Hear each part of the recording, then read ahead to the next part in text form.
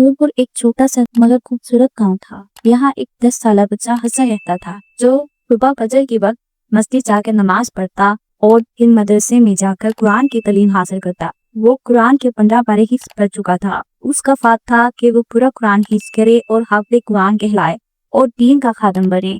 हसन के दादा जान उसे अक्सर नबी करीम सल्लल्लाहु अलैहि वसल्लम की अहादीस सुनाया करते थे। एक दिन उन्होंने हसन से कहा, बेटा, जो चीज इमानत में दी जाए उसे खाने से बचाना फर्ज होता है। चोरी ना सिर्फ हराम है बल्कि ईमान को भी कमजोर कर देती है। हसन ने अदब से सर हिलाया और बोला, दादा जान, मैं कभी भी चोरी नहीं करूंगा।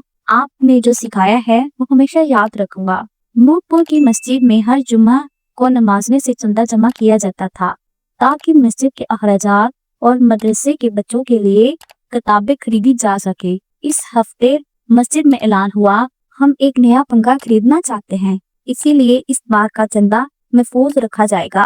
उस्ताद अब्दुल सलाम ने हसन और अली को जिम्मेदारी दी कि वो चंदा का डब्बा इमाम साहब के कमरे में रखाएं। हसन ने बड़ी जिम्मेदारी से चंदा का डब्बा उठाया और अली के साथ इमाम साहब के कमरे तक गया। अली ने कहा, यार, इस डब्बे में तो काफी पैसे हैं। हसन ने इसे फौरन समझाया, ये अल्लाह के घर का माल है, इसमें खयानत सख्त गुनाह है। दोनों ने डब्बा रख दिया और चले गए। मगर रात को मस्जिद के मौज़िन ने शोर मचाया, चंदे का डब्बा खाली है। अगले दिन गांव के लोग इकट्ठे हुए।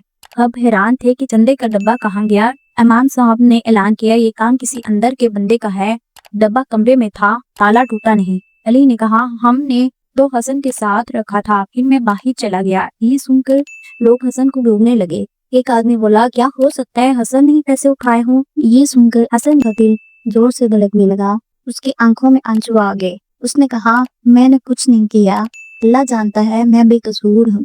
दादा जान ने उसके सर पर हाथ खा, बेटा, सब्र रखो, सच हमेशा गालिब आता है। लोगों का रवैया बदलने लगा। मदरसे में दोस्त बात नहीं करते, उस्ताद भी शक की निगाह से देखने लगे। हसन का दिल टूटने लगा। एक दिन वो दादा जान के साथ बैठा था। दादा जान, मेरे दिल में आया था कि बता दूं कि अली कुछ अजीब बातें कर रहा था, मगर मैंने उसे बदनाम होने से बचाने के लिए चुप रहा। दादा जान ने मुस्कुरा कर कहा, बेटा, अगर सच बोलने से किसी का हक बच जाए तो वो बोलना फर्ज है। सच छुपाना गुनाह है, खामोश रहना भी खयानत है।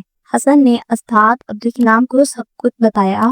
अली ने चंदे के पैसों की बात की थी और फिर वो अकेला ही कुछ देर कमरे के करीब रहा। उस्ताद साहब ने अली को बुलाया। अली ने पहले इनकार किया, लेकिन फिर रो पड़ा।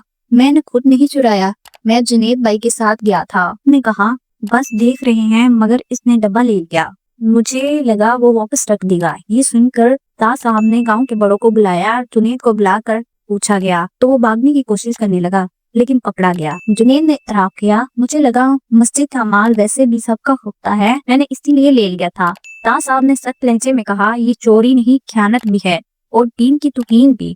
लोगों ने हसन से माफी मांगी और इमाम साहब ने कहा, बेटा, तुमने सब्र और सच्चाई का दामन ना छोड़ा, अल्लाह ने तुम्हें इज्जत दी।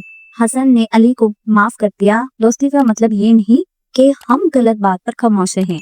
जुनेद के वालिद ने मस्जिद में आकर माफी मांगी। जुनेद ने सबके सामने तौबा की और वादा किया कि वो दीन सीखेगा। उस्ताद अब्दुल सलाम ने कहा, नबी करीम सल्लल्लाहु अलैहि वसल्लम ने फरमाया, तौबा करने वाला ऐसा है जैसे उसने गुनाह किया ही ना हो। गांव के सब बच्चों को सिखाया गया कि चोरी चाहे छोटी हो या बड़ी, गुनाह है और सच्चाई हमेशा कामयाबी लगती है। उस्ताद साहब ने बताया, ईमानदार वो होता है जिसे इमानत महफूज रहे, जो सच बोले और जुल्म पर खामोश ना रहे। हसन ने अली को इस सबक की याद दिलाई। अली ने कहा, मैं अब हर वक्त सच बोलूंगा। हसन, तुमने मुझे बचा लिया, वरना मैं हमेशा के लिए शर्मिंदा रहता हूँ। हसन को इमाम साहब ने मस्जिद की लाइब्रेरी की देखभाल की जिम्मेदारी दी। इमाम साहब ने कहा, बेटा, तुम ईमानदार हो, इसलिए ये काम तुम्हारे स्पोर्ट किया है। चंद माह बाद हसन ने कुरान मुकम्मल हिफ्ज कर लिया। मस्जिद में बड़ी तकरीब हुई। प्यारे बच्चों, इखलाकी सबक ये है, चोरी सिर्फ माल की नहीं होती, एतमाद की भी होती है। सच्चाई, सब्र और ईमान इंसान को हर इज़्माइश से निकाल सकता है।